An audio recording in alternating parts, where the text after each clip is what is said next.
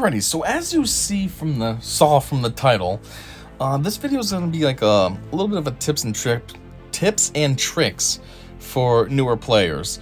I get this video idea from a comment on one of my videos, actually, that I think it was my ranking the GLs one, and the person said, this is cool and all, but I'm only level 60.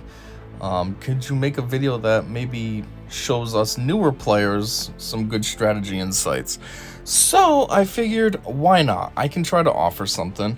At the end of the day, I'm not really a strategy master, so maybe I don't have the proper strategy insights, but I have been playing this game for almost 7 years now, so I think I know a little bit enough about how to come up with some kind of a good pointer, at least, for newer players. So, with that in mind, let's get into it. Alright, so when you first start playing the game, there's basically 3 things that you want to start thinking about when it comes to your team selection. One is you want a team that's gonna have some pretty good synergy, because a team that's synergetic is gonna work very well with itself, which means it's going to stand up better against opponents than, say, a team of just strong mismatched characters. Yeah, they might be strong, but no synergy. They're just one for all. You need all for one. So that's one thing. Second thing is, you got to think, well, what's a team that can actually carry me, though? There's a few teams that have synergy, but some of them are weak, some of them are a little better. And then the third thing you want to think about is moving forward. There's a lot of legendary characters. You know, who do I... Oops. Wow, never mind. But there's a lot of legendary characters, so you want to start thinking about, like, well, if I choose a path, what path is going to help me get Palpatine? What path is going to help me get Yoda? What path is going to help me get, you know, all of these? Obviously, this is much more far advanced, but at least up to here, you're going to be thinking about up to the 1 million GP mark. So, with that in mind, I would suggest that for a starter team, you kind of have 2 options. One would be the Phoenix Squad. Now, does it meet the strength requirement that I put out there? Not really. They're... I don't know, they hit okay. There's a Zeb and Ezra, they hit pretty good. But the rest are, they're more defensive than offensive. But anyhow, this is the squad you're going to want to go after first. First off, they're very easy to farm. Most of them are all in low-level areas. I mean, her, the leader, Cantina, 1F. Right out the gate, you can get her, 1F. Ezra, I think he's something low too, 2B or something like that. Yeah, 2B. So Ezra, 2B, nice and easy. Who's next in line? Zeb. Where is Zeb at? I don't think he's in our 2 challenging. He is... Oh, yeah, so he's in the Galactic War Store. So he's not as easy as the other guys in terms of farmability, but you could be diligent and use all your... If you can complete a Galactic War, you can buy 3 bundles of shards. So that's 30 shards a day. That's probably better drops than you can get from farming the characters on a node. So there's that for Zeb. And then you have Kanan, who is... Where's Kanan at? Oh, okay, so Kanan's actually a pain in the butt. I never realized that. I think Kanan's typically available in the ship shop. So clearly he's not there in this round, but it will show up. So you'd have to kind of be diligent on him. But regardless, let's carry on. Chopper, he's available in the Cantina stores. So as you're farming those other 2 characters, Hera and Ezra, you're building up currency anyways. So then boom, now you're working on Chopper. And then the last one, we'll get to her, a little bit more about her in a second. But she's available at 1A Dark Side. So out of all 6 of these characters, you could fairly easily farm 5 of them. Now, here's the situation with Sabine. You would, all the characters that I have gear 12, that's your core team. Unfortunately, Sabine isn't bad. She is a pretty good character, but the thing is actually, let me just go to her. Hera's ability, which is where the synergy comes from. Does it say? Yeah, the Phoenix characters grant their unique ability to other Phoenix allies. So, basically, when you have this whole squad, these 4 characters, Ezra, Zeb, Kanan, and Chopper, they're giving their uniques to the whole team, including Hera. Everybody's getting to take advantage of everybody's unique. Now, Sabina has a unique as well, but in comparison to the other guys, it's just not as good. 25% critical damage and 25% critical chance. It's not as stellar as something like this. Maintenance protocols. At the start of each turn, Chopper or the whole team recovers 15% of their max health. In addition, whenever they are damaged by an attack, they gain protection up 15% if they don't already have it. Additionally, the whole team has a 30% chance to assist when another Phoenix or Droid ally uses an ability during their turn. So see what I mean? The whole entire team getting that is pretty good. Kanan, you're going to want him. Why? Because Clear Mind. He has a 70% counter chance and recovers 25% health whenever he suffers a debuff. So that's super awesome. You go up against a team like, let's say, Vader, who puts Force Crush on you. The whole team is getting this. They're getting 75% counter chance. 70% counter chance. That's a high chance that they all could just counter when Vader does a Force Crush. And then they're also all recovering 25% health. The whole team is getting healthier because of Force Crush. So that's obviously good. Shrug Off. Zeb, or the whole team, has bonus max protection equal to 40% of his. Now, I don't know if that would apply to Zeb specifically, or each character would get 40% of their max health. And they recover 15% protection at the start of their turns. This recovery is doubled if Zeb is debuffed. So there you go again. Like I said with the last example, the Force Crush, now everybody has stacks of damage over time on them. So now Zeb's ability, Shrug Off, is kicking in. Everybody's getting 30% protection recovery at the start of their turns. So obviously that's a good one. Keep the team healthy. And then you have Ezra. Ezra gains 10% offense at the end of his turn. This effect can stack up to 40%. This bonus is reset when Ezra is defeated. So that means the whole team is gaining these offensive stacks. So the whole team could get 40% offensively stronger. So see what I mean? In comparison, Sabine's ain't that great. Okay, I have a 25% chance at a critical chance. Well, plus 25% critical chance. It's kind of low. It's not like it's plus 75% chance. Okay, it's not great, but it's pretty high. But even still, overall, all those health recoveries and offense boosts is kind of better, I would say, than just a critical. Yes, criticals hit harder, but it's a one-time thing. Where offense is always, if you are counterattacking, boom, your offense is higher. If it's actually your turn, boom, offense is higher. Like, I don't know. So that's why she kind of doesn't make it to the squad, only because fundamentally, with that synergy with Hera, it's just not as on point as the rest of the squad. I guess if you did want to use her, I don't really know who you'd trade out for. Maybe Ezra. Maybe you could put the two girls and those three back dudes. I'm only thinking because of their health recovery. That's what makes them, like, juicy. But anyway, enough of that. The other thing is, now going on to the journey guide, those Phoenix characters are going to take you to quite a few of these. One is, you know, Papa Palp. All the requirements is a team of rebels. 7-star, 11,800 power. So Phoenix is all rebels. So boom, you get your Phoenix up. Now you get your whole squad of rebels, and you're coming through, and you're getting Papa Palp unlocked. In addition, Thrawn requires Phoenix, and they just need to be a little stronger. 13,900. So you have them 11,000 to go into Papa Palp. Now you get them to 14,000 power. You can come here. And Thrawn is a good character. For somebody who's unlocked at tier 2 of the journey guide requirements, he's actually pretty good. I mean, there's squads that still use him in the endgame with C as the lead. They put him in as one of the support options. He's a good character, so you're going to want to get him sooner than later. And so there you go. Your Phoenix have 3 purposes now. 2 legendaries and super high synergy, which that synergy will play off well for you in Galactic War. You'll be able to go far. Yeah, Galactic War is kind of hard in the beginning, but having a team like this that's constantly healing and constantly being ridiculously synergetic, that's going to help you out a lot.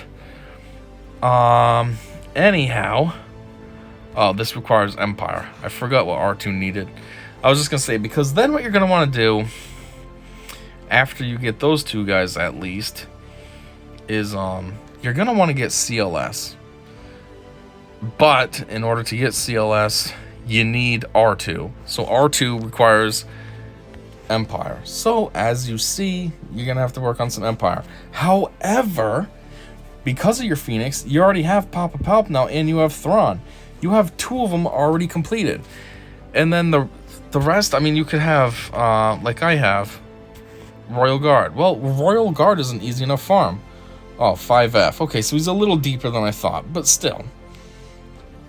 Farm up a Royal Guard.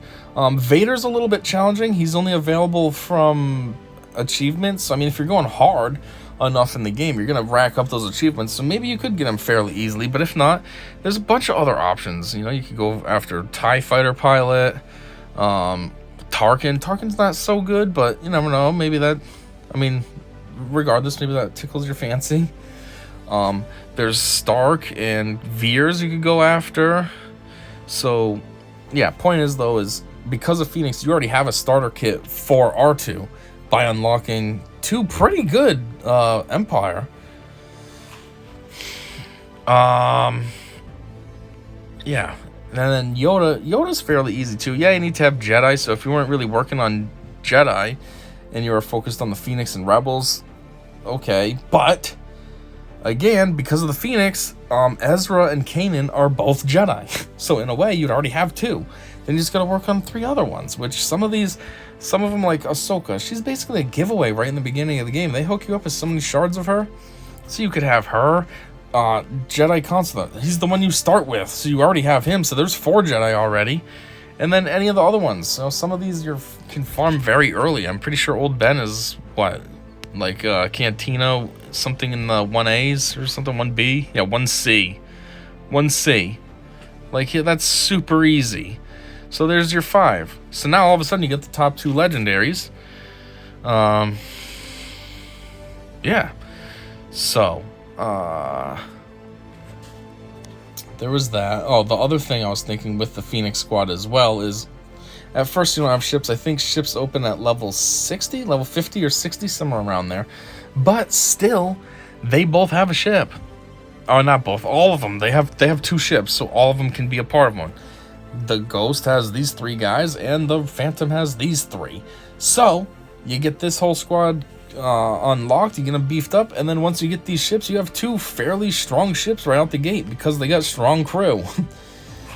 So, it's just kind of stacking on top of each other. Phoenix is a very solid choice to go after when you're first starting the game. However, this probably isn't the smartest option, but if you want to go after something that's maybe a little more offensive, maybe for the purposes of Galactic War and or your squad arena, you could try to go after separatists. I personally don't care about them, but they are an option. A lot of them are available early game as well, like Nute Gunray lead. It's not the best lead, but it's okay. It's decent enough, especially when you're a newer player. And again, he's from the shards, the Squad Arena store, so he's not the easiest to farm, but it's not impossible either. Like, you could at least get 10 shards of him a day, you know, so it'll take you a couple months to unlock him, but in the grand scheme of things, no big deal. Count Dooku. The thing about Count Dooku is, so late game, yeah, he sucks. He doesn't hit very hard. He's basically worthless, very easy to kill. But early game, he is quite the pain in the butt. And most of that is because of this, the stupid flawless riposte, 100% counter chance. And then as you see, it's, the damage stacks up, plus 15%, plus 15, so that's plus 30%, plus he's recovering 15% protection and gaining critical hit immunity on all this, so that becomes a pain in the butt. When I was a new player, I went up, I don't know what my squad was, but I went up against a team that had Count Dooku. I got it down to everybody against Dooku, because in the beginning, I used to ignore Dooku because of his counterattacks. I always thought, what's the point? If I attack him, he's going to just attack me back. And if I do it while there's a full squad still, then that whole squad can go and keep damaging me, and Dooku's countering nonstop, so I'd always save him for last. That way then it would be a 5-on-1. And yeah, I still got to deal with his counters, but at least there's not allies around him that are also damaging me. And anyways, this Dooku ended up taking out my whole squad because of his stupid counterattacks and because of all this nonsense that Flawless Repulsed, however you say that word, gives him. You know, the recovering of protection and the critical hit immunity, yeah, he ended up taking out my whole squad. Granted, that don't happen anymore, but when I was an early game player, yeah, it was ridiculous. So, he has potential, especially in the beginning game. And, at the same time, he's not that hard to farm. He's available... Oh, he's got 2 spots. I didn't even know that. He's available on 1C on the dark side or 6G Cantina. Okay, so it's a bit deep on the Cantina, but 1C hard side, yeah, it's a little bit. You gotta work to get there, but it's not that drastic. It's not like it's 1F or something. Who else?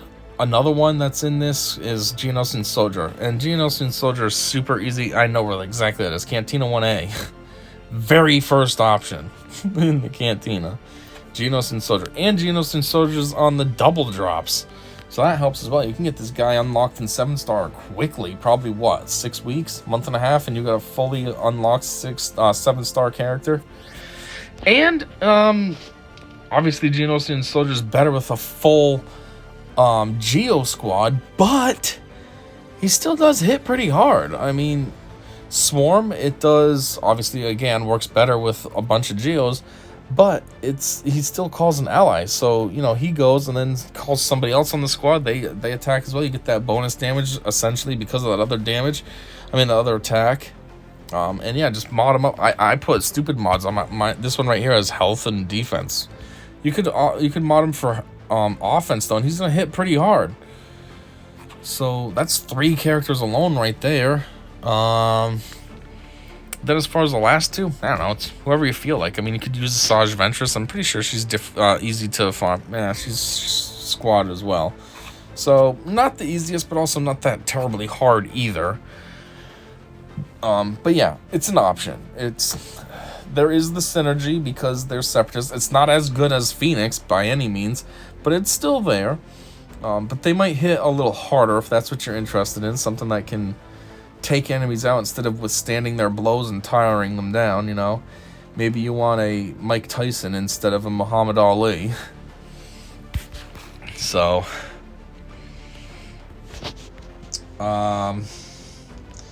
what else was I gonna say? Obviously, there are other synergetic teams. There's the Jedi you could work on. Again, they don't really unlock as much, but if you want to, you could go after them. There's the Sith you could go after. There's Empire you could go after. Jawas have pretty good synergy. They're just, I don't know, they're kind of hit or miss. There's the Geos, but the Geos are kind of difficult to farm. They're not really an early game squad. They're a late early game. You know, you're pushing level 85, if not just getting there, and then you can focus on the Geos. But they are ridiculously synergetic. I mean, they're just as synergetic as Phoenix. The only difference is Phoenix is synergetic in the sense of they hook each other up with their uniques, where the Geos are synergetic in the sense that whenever anybody attacks, they all attack. So everybody's constantly getting a mass assist every single time somebody goes, which is quite the pain in the butt. Especially, again, when you're an early game player. Later game player, there's a lot of teams that can handle them. You know, you can put in a Jawa team. You can put in, what else have I used? Obviously, well, you'd think a GL should be able to do it. Depends. I'm pretty sure I've put GLs in before and they've lost. And I'm like, are you serious right now? But for the most part, a GL should be able to withstand them. You can put in a, what's her name? Right there. Darth Treya lead. Sith team, and Darth Treya's lead will wear down the Geos because I don't know which one it is. If it's this or it's got to be her leader. Yeah, when an enemy uses an ability outside of the turn, they take damage equal to 35% of their max health. So, you know, they end up wearing themselves down, then they get down to a little sliver of red health, and then you do one AoE move, boom, whole team's dead. So, but the problem with Treya is she's difficult. You can't get her except for from the heroic tank raid. That's why mine's only sitting at 5-star still, because, you know, it's not like you're doing those every day. But anyways, so that's kind of like the very early. That's what you're going to want to focus on. Obviously, when ships come around, ships are kind of a free-for-all. There's not that many. They don't really... CG doesn't do too much with ships, so just have fun with it. Obviously, you can't do anything except for work on ships that have the crew, because if you don't have the crew, they don't let you unlock it, like as you see here. The MG-100 Star Fortress. I have enough shards, but they won't let me unlock it because I don't think I have either of them unlocked yet. Either of the crew, so I can't unlock this ship. But obviously it makes more sense if you work on ships that have your characters that are more beefed up. Like, let's just take mine for example. Imagine if I had the Emperor shuttle unlocked, but it was sitting at level 1, even though both the crew are sitting at relic 6. But instead I'm over here working on, let's choose this one, Clone Sergeant's ship, when he's sitting at gear, what is that, 9?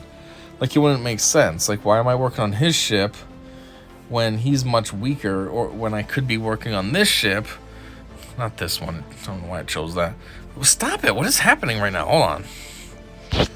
When I could be working on this ship with 2 beefy crew. So obviously, you know, choose your strategies wisely. Whatever characters are strong, work on their ships, but try to make some sort of synergy as well. I mean, the first capital ships you're going to get are Endurance, Executrix, and Home 1. For the most part, Endurance is a piece of crap. You don't have to worry about that. Nobody uses it. But the Home 1 has a good synergy with Rebel ships, and the Executrix has good synergy with Empire/Darkside ships. So, you know, maybe keep that in mind and come up with some kind of ship strategy. Me, personally, Executrix seems to be the way to go. I've done pretty well with him and what I use. I use Executrix with Emperor's Shuttle. What else do I put out there? Oh yeah, the bomber, Imperial bomber, and I put, I don't know, something else as my starter ship. Maybe it's just a TIE pilot.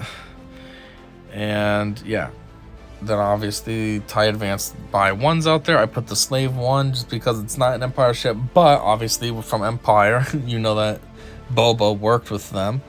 I put Plo Koon's ship out there just for the heals, obviously as a reinforcement. And who else do I use? I don't know, one other random one. But yeah, that seems to work pretty good for me. I'm usually sitting around high 40s to high 30s on the squad ranking, which is, you know, yeah, it could be better, but it's not bad. I've never really fallen below that. If you notice, I didn't say put the TIE Advanced X1 out right away, which is something a lot of people do, but I think it's dumb because you're missing out on the reinforcement opportunity, which is inflict 3 damage over time effects and offense down on all enemies for 2 turns. If he's already out there at the start of battle, you don't get that. You want him to be a reinforcement so you can get this. So just keep that in mind as well. Use your TIE Advanced by 1s, X1, whatever you want to call it, responsibly. Don't put it out in the forefront. Make it come in as a reinforcement. Then you get full utility of this ship. Anyways, even though we're supposed to be talking about early game player, obviously, even though you start early, you're gonna make progress and move on and become a mid-game to end-game player. And during that time period of transitioning from a rookie to a pro, it's going to get to the point where you start thinking about GLs. And so, I just want to throw a little bit out there about the GLs. Go after Sith Eternal first. I mean, wow, did I just say Sith Eternal? I mean Supreme Leader, not Sith Eternal. Sith Eternal is actually pretty crappy. He has potential, I don't think they fully worked his kit the right way, so that way then that utility could be maximized. But Supreme Leader Kylo is definitely the way to go as your first GL. I mean, first off, basically most of his requirements are the First Order, which just makes sense. He is First Order, so why not have the First Order be part of his requirements? Some of these guys have goofy requirements, like Lord Vader, for example. He's got Bad Batch, he's got Galactic Republic, he's got this, he's got that. It's all over the place. This guy is First Order. You're going to use him with First Order characters, so it makes sense that they just make you work on every single First Order character. There's 10 of them, and they're all 10 in here for the requirements. Second off, in the grand scheme of things, especially nowadays, you know, there's Relic 8. Some characters have Relic 9 requirements, like the Profundity needs to have, what's his name? Admiral Radis at Relic 9. You don't have any of this nonsense here. He was one of the first GLs, and the worst is Relic 7. And even then, it's 1, 2, 3. 3 Relic 7s. That's really not too bad for requirements, especially in the grand scheme of things. In general, that's not bad, but considering how it could be now, I mean, Lord Vader needs 4 Relic 8s to put that into perspective. Anyhow, another thing that's pretty good about all these requirements is almost all these characters have a ship. So that's just going to help out your ships as well. They're going to have a juicy captain, whatever you want to call him, fleet commander. And as far as farming all of these, again, they're actually not too difficult. Most of them are in reasonable areas, so you can get these characters beefed up in a timely manner. The only one is the finalizer, the ship. The ship is a little, you got to kind of put some focus on unlocking that ship. But otherwise, these requirements are pretty easy. And Kylo is Supreme Leader Kylo is easily the best GL in the game still. Just in an overall sense. He hits very hard. He has his second move. What do they call it? I don't know. In his moveset, there's the secondary move, whatever it's called. That he builds up stacks of Siphon, which all that does is make him hit harder when he eventually takes a normal turn. So it's like a power-up. His Stasis Strike. You build up your Siphon. And yeah, he's able to solo the heroic Sith raid. He's, his ultimate allows him to not take any damage, and if you charge it up to 3, to level 3, that's 3 full turns he's not taking any damage. So if you're going up against a team that has like ridiculous turn meter gain and mass assists and stuff, they're wasting their time doing all that while you're standing there taking no damage. It's awesome. So yeah, just keep that in the back of your mind too. Go after Phoenix, go after some Sith, go after some Empire, go after some Jedi, and then go hard on the First Order so you can get this guy. I probably should. This is actually my second account. I chose the second account on purpose just so it'd be a little bit weaker and I could relate more to somebody who's newer. But I kind of just dick around on this second account. But I'm thinking I should go. It would make more sense to go hard and get this guy. At least it would really help me out a lot in this account too.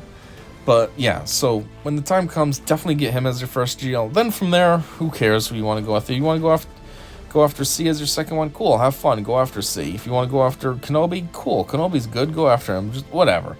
But just get Kylo first. Trust me. I have him. And I've been using him since I got him like a year and a half ago. I don't use any of my other GLs. I have 3, almost 4, and I just use Kylo all the time because he's good. So, yeah. So I guess that's about all. That's like my strategy that I could offer, a type of team and what to do to really get yourself going. Obviously, especially in the beginning game, you want to get these Galactic Wars completed because you get all that currency, you get all those goods, and you get... Well, when I say currency, I mean the credits, but then you also get this currency. So that way then, you can get these characters. In this case, Zeb. Or, was there anybody else in here? Oh, Poggle. I mean, he's a separatist. He's not great, but better than nothing. But, yeah. So, I guess that's what I got. And if you check this out, and it actually gave you any kind of help, and it's going to make your game better, then that's fantastic.